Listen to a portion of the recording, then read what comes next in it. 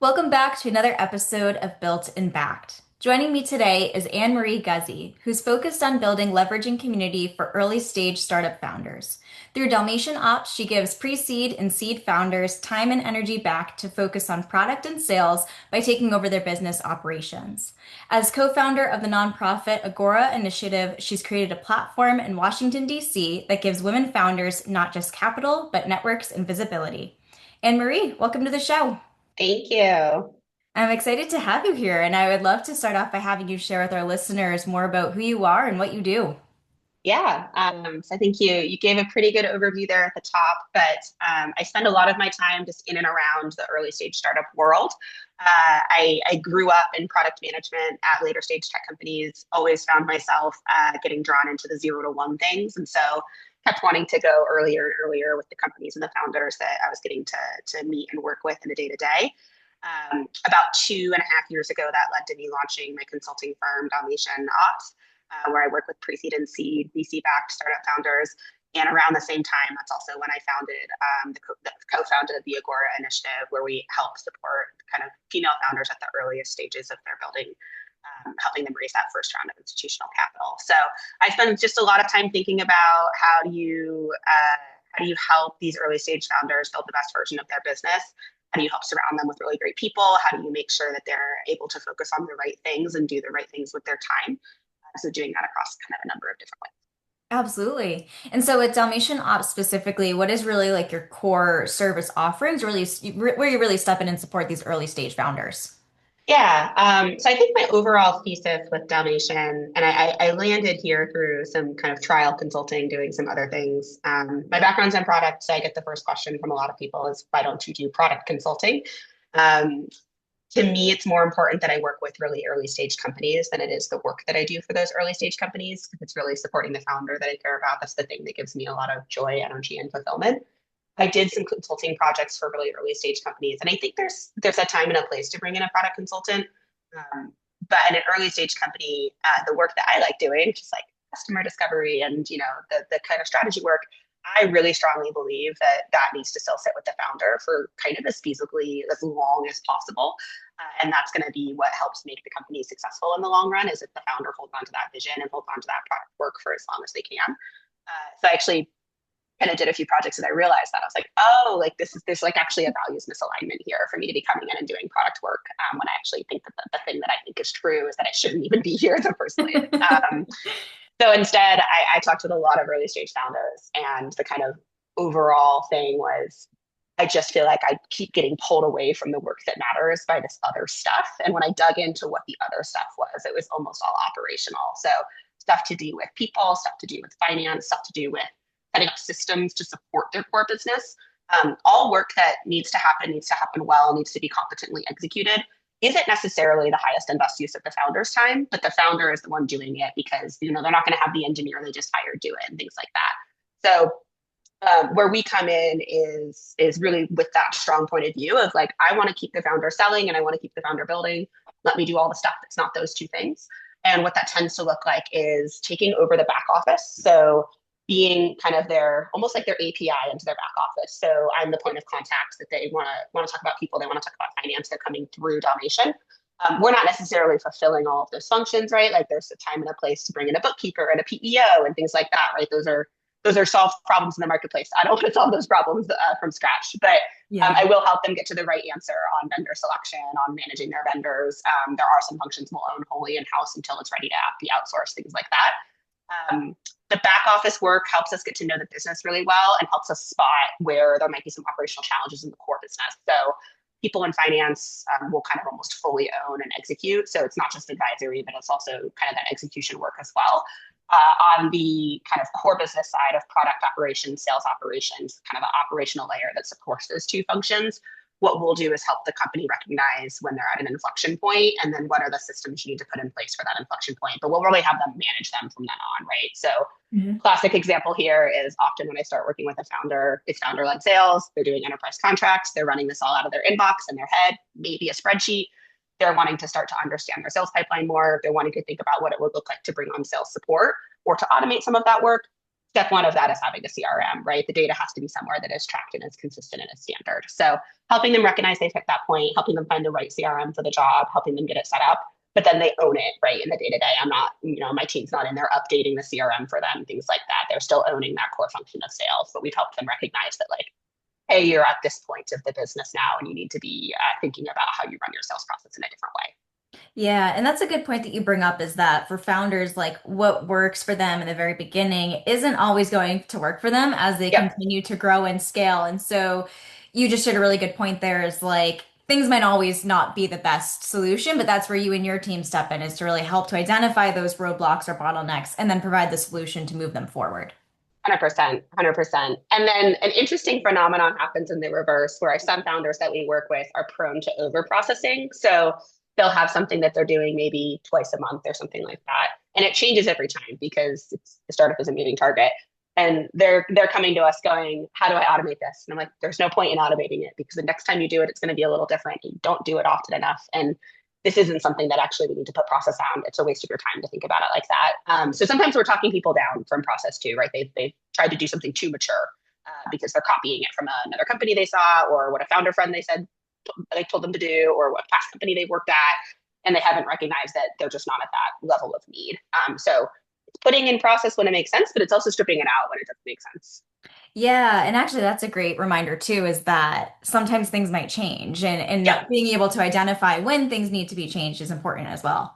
Yeah, there's this XKCD comic that I love, that I'll send you after, that is like a matrix of like how long does the task take and how frequently are you doing it and how long would it take to automate, and it kind of shows you like the payoff, right? So like you have to be doing Yeah. something pretty often, and it has to take a fair amount of your time for it to be worth you sitting down and automating or kind of streamlining that process.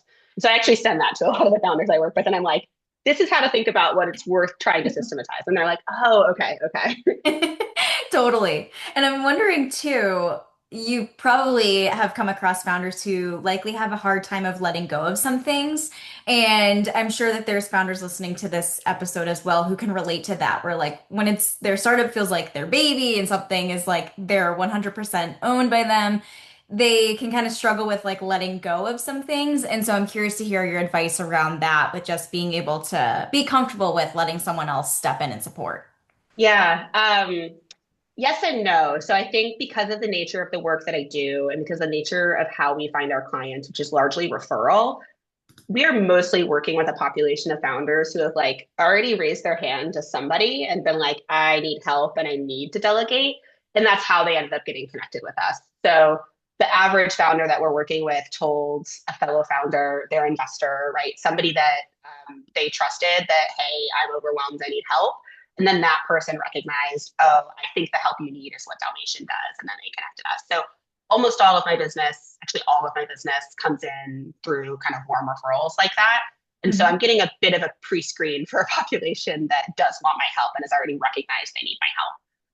The times that I have taken more tenuous leads, connections, stuff that's more inbound, whether it led to business or not, it was much more clear that the founder hadn't had that sort of like realization yet, and they were going to be a little bit harder to convince that, hey, you really should start to hand these things over. So I'd say my core clients within Dalmatian, I actually don't encounter that too much because they're sort of a selected population for me of like they already know they need help. I don't have to convince them they need help because I Yeah. don't like for me a sales conversation is not like let me convince you you need operational help. It's like you already know you need help. Let me just like convince you that like we're a good fit. But where I do see it as Agora. So you're working with pre-seed seed founders in Agora too, and we're supporting them with our community. And they'll come to us when it's just two founders or two founders and an employee, and we will have to kind of help them reckon and grapple with like, hey, you can't own all the things you used to own anymore because they're all too big for you to hold on to anymore. And so we're kind of hitting them at that coachable moment often where helping them recognize like, nope, you are ready to bring in like a really excellent IC in this space or a really excellent like functional leader in this space. And that is like I mean, it's a different conversation to have when you're a community that's supporting them versus like a vendor that's trying to own that work. But we Yeah. do have that conversation a lot within Agora. Yeah, which it is an important conversation to have because it's almost like the longer you hold on to something that you shouldn't be holding on to, it can do more damage than good, depending on what it is. Totally, Yeah. totally. Yeah. And I think a flip side of this though is I see people sometimes try to hand away the wrong work. They're Mm. overwhelmed. And so they're like, sales is taking up so much of my time. Let me hire a founding head of sales.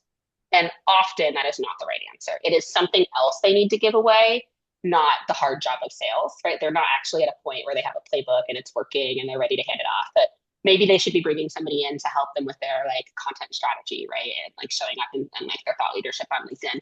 Maybe they should be bringing in somebody to manage part of their sales pipeline, but not try to run the whole process end to end. Like maybe it's customer success that they need to start giving away, but it's often I have noticed often people reach for the wrong function to hire. So they want to hire a product manager, they want to hire a head of sales.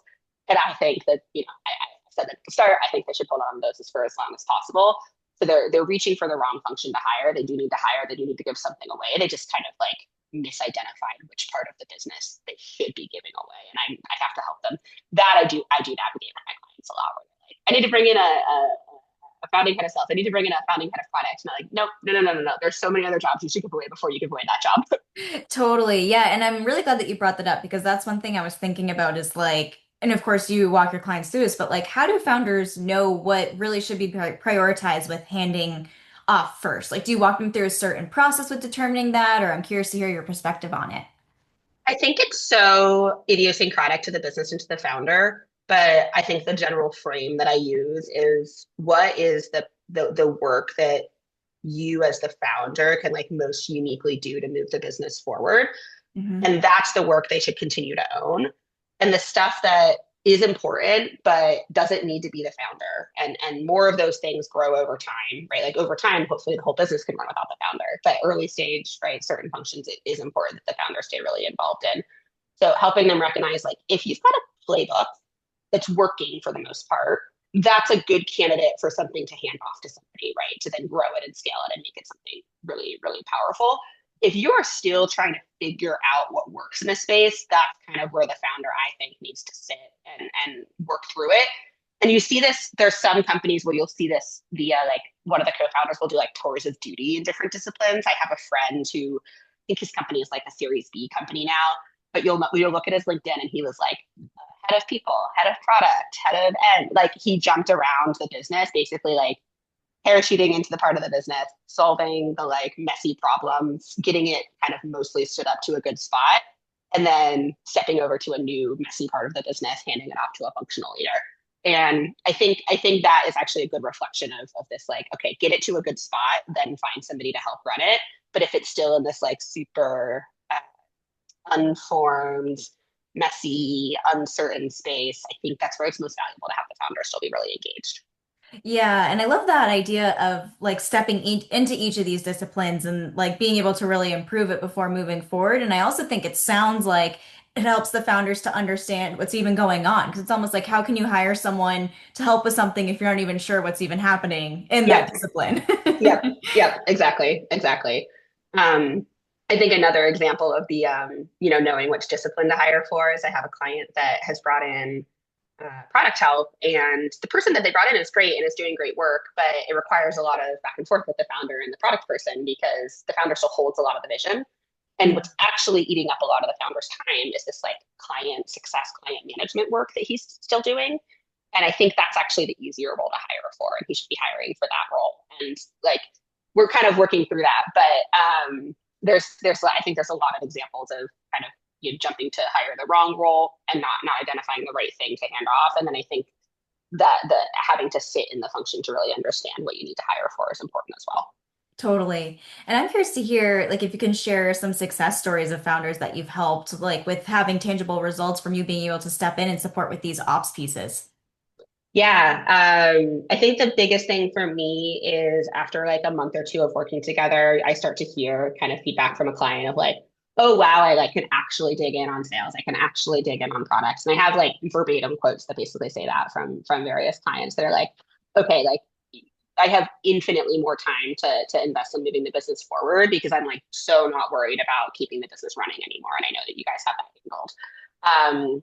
Other, I think like cool outcomes that have happened with clients. A client got acquired, and obviously I am not the reason they got acquired, but we were able to run a really tight due diligence process because we basically had all the information ready for the data room, like at our fingertips because of the work that we'd done already.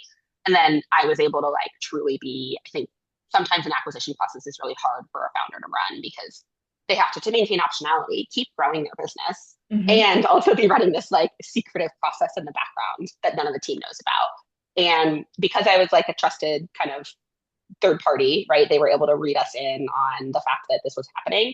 We were able to support and like multiply their bandwidth there as well. Of like, hey, obviously you need to run point on the deal, but like there's so much other stuff that has to happen in the background of this deal that we can now help support you on that I think a lot of founders try to have to do themselves just because of the sensitive nature of the information. And then they were able to help like continue to grow the business as well while they were doing this negotiation. Yeah, and that's a great point too, is like there's so many things beyond just like running the business itself that a founder may need to be giving time and attention to. And so you being able to step in and take that load off of them is great. And it makes me Yeah, think too, you not only help with like the physical load, but also like the mental load. I feel like a lot of yeah. founders have mental load of like remembering what they need to do and have their mind on this Mm-hmm. and on that. And it's like having someone who can carry that mental load for you Yeah, makes a big difference. yeah. Yeah, I joke it's like not part of my actual offering, and nor would I like ever want to be like a dedicated coach. But a lot of the work I end up doing starts to look like almost like founder therapy, founder coaching, because Yeah. again, it's like here's this trusted third party that I've worked with for a while that like knows a lot about my business. I can like use them as a sounding board for all these other things too. And I actually love that about the relationship I have with my clients because I really like I am so honored that they trust me in that way Yeah. to be able to be that sounding board for them. And I think especially for the solo founders that I work with, which is a handful, I do think it's like a very unique space I get to sit in there. And again, it's like I like am so grateful that they trust me with that kind of counsel because it's something that is hard to open up to just somebody that is like not your co-founder about. Definitely. And also too, I imagine that you are more like honest in advice than some other people that they might like vent to might be, where it's like sometimes if they vent to someone who might just like tell them what they want to hear compared to someone from you who might have a more honest perspective on something, I think is really what they need. Yeah, I mean, I think there's my personality is such that everybody in my life will tell you that I have no problem telling people what I think. But I do think there's an incentive thing here too, where they can be fully honest with me because I am not one of their investors, or even if I have invested in the business, it's like a relatively small check. It's not, I'm not like riding on the outcome of the startup. Yeah. I'm not one of their investors. I'm not one of their employees. They don't have to worry about like introducing FUD for me. Like I'm a vendor, I know the business that I work with, and I know all the details of the business that I work with, so they don't have to be worried about me being kind of afraid of them being vulnerable and honest with me.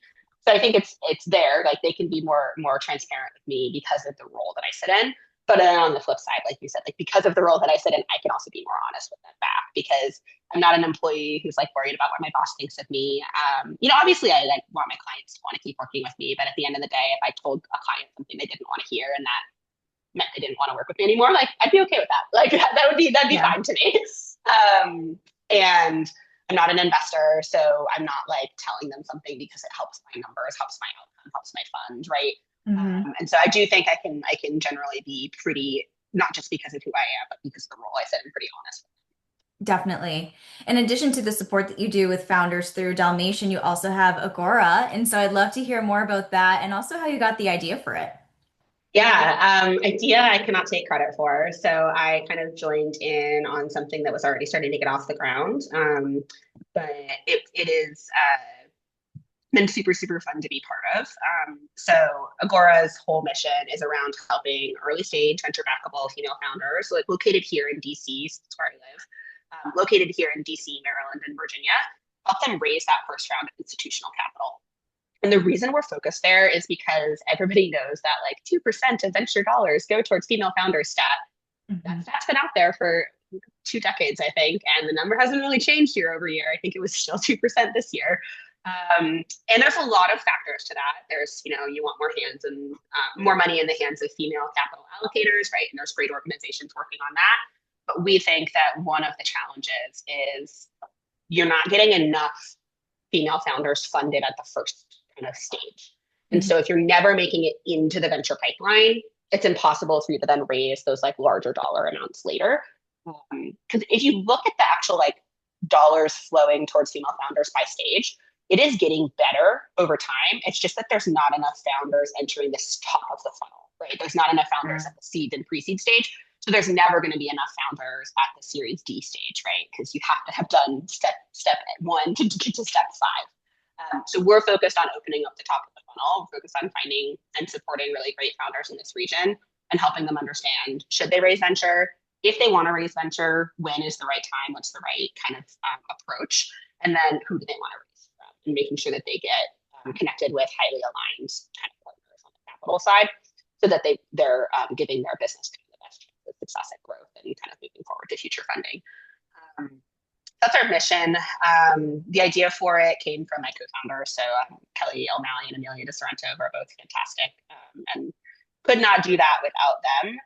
But it's just been a really fun thing to be part of for the past 18 to 24 months and see the impacts that we're making in the community like already, which is really cool. Yeah, and it sounds like, of course, you're not only supporting these female founders who are looking to get funded, but also like being a connector for VCs who want Yeah. to invest in female founders Yes. and need that, like, I guess, pipeline to bring them to Yep. them. Yep. Yeah, we have, I think we've engaged probably 80 or so principal and up investors in our programming since we started. We have 33 investors that sit on our investor committee. So those are our most engaged investors. And they do it not just because like they want to see the numbers change, but also because they're like, wow, this is like really high quality deal flow. This is great for me. Like, and Yeah. that's exactly how we want them to feel, right? We do not want them to feel like sitting on our investor committee is them doing a favor to us. Like we want them to feel like we did a favor to them by inviting them because they're getting access to these companies and these founders. Totally. And so for anyone who might be a female founder who lives in the DC, Maryland, or Virginia area who is interested in working with Agora, like how can they get started or reach out to you? Yeah, so two ways. One is we do a pitch competition every year. It's actually tomorrow. So November 12th is our fall one. We do a pitch competition every year. That's sort of our way to find all the great female founders in the region. We give away a $10,000 non-dilutive grant. And so that's kind of the one of the ways into the community. And the other is, it's a competition is a while away because we only run it once a year in the future. We have an application form on our website that folks can apply with. We are best suited to help founders that are going to be able to like ready to raise in the next 6 to 12 months. So that typically means that they are post revenue. Mhm. So, they have traction, they have like kind of a business that's starting to work. Often founders in our network have raised a little bit of angel money already. That's not a prerequisite, but generally we've noticed that to be the case. And then the cases where there's no revenue or there's no traction and they haven't raised anything, but they're still a good fit, or when there's just this like undeniable founder market fit, right? Like people are lining up to invest in this person because of like the fact that they like kind of were like put on the earth to build this business. Yeah. So we're best suited to help folks that are kind of past the idea stage and are ready to raise like a true like institutional pre-seed or seed. So more than $1 million usually in the next 6 to 12 months. That's amazing. And I'm curious to hear, since you have your hands in so many exciting projects between Agora and Dalmatian and a few other projects that you're working on, how do you balance your time between all of them? That's a great question. That is a that is like a shifting, moving target. I think I get a lot of energy from all of these things, and they also all kind of feed into each other in a bit of a virtuous cycle. So it Totally. makes it fun to spend time on all of them. I also get a lot of energy from being able to change my focus, right? So being able to like hop into different projects as opposed to kind of having, right? I actually like a thing that I really admire about some of the founders that I work with is like that single maniacal focus on the thing that they're building. Um, and right now for me, that's not, maybe that's me in the future, but right now for me, I have like really deep focus, but on a couple of different things that I want to see move forward. I generally am probably working a little bit too much right now, but I think I'm also in a stage of my life where I can. Mhm. And I was talking with a friend about this a few weeks ago. Like, I have so many things I'm doing. How do I think about like how they all fit together? And he was like, they don't have to. Like, you don't have investors. Like, that's okay. Like, you can spend Yeah. your time however you want to spend your time, as long as you think it's a good use of your time. And I was like, I do. And then he framed it for me as like, I'm in this planting stage right now where doing all these different projects is getting me really interesting surface area with different people, with different problems. I'm learning at a Mm. much more rapid pace than I was before because I'm seeing so many more things more quickly, right? I'm looking at business cycles across all of my Dalmatian clients across Agora, right? Like, and getting to see kind of a lot of reps at early stage company building all at once. And that's kind of accelerated my learning a lot. And so I'm like in this planting phase, and we'll see what I harvest in a couple of years and where I want to kind of double down and focus. But yeah, I don't have an answer. I'm not really. I don't think I've like figured out how to balance it all really well. Yeah, but I think that's a really good point that your friend had shared. It's like they don't all have to have like a commonality or common Yeah, denominator. And I always believe that like when you step away from one project to focus on something that's different, then you get really good ideas or like have an aha yeah, moment for that other project. And so it's like yes. just kind of stepping away gives you the energy and space to kind of like think about things from a different perspective. Totally. I think you have to do to get yourself to be able to laterally think, which I think is really important. You have to be doing a couple things across a couple different spaces so that Mhm. you can recognize these patterns that you can bring into elsewhere. Like I'll be like, I started doing pottery about a year ago, and I love it. And it's a really fun creative pursuit for me. And I'll be sitting at the wheel, like working on something like, oh my God, like, this is such a relevant metaphor for like something in the like startup building world. And then I'll like go use it in a meeting later that day. And people are like, okay, so you had pottery this morning. And I'm Yeah. like, yeah. Yeah, Yeah, it's like once you give your like I feel like once you're kind of like forcing yourself to like sit there and think about something, like you're just so tunnel visioned and it's hard. But like again, having that energy and changing the scenery ultimately can really help things with that. Um, totally. yeah, which is nice. And so I'm curious to hear, since you have so much experience both through Dalmatian and Agora with like seeing founders get funded from your perspective, especially from your ops experience, like what do you think founders should know going into 2026 about being able to raise? It's a great question.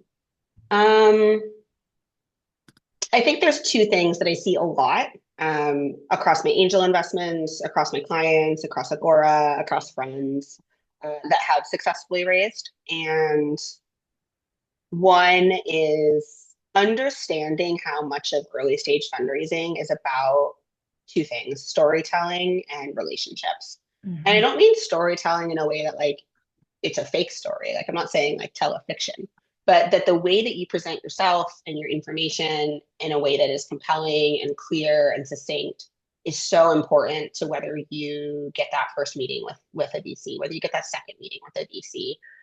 Because at the earliest stages, you and your ability to like bend the universe towards you is like sort of what they're investing in.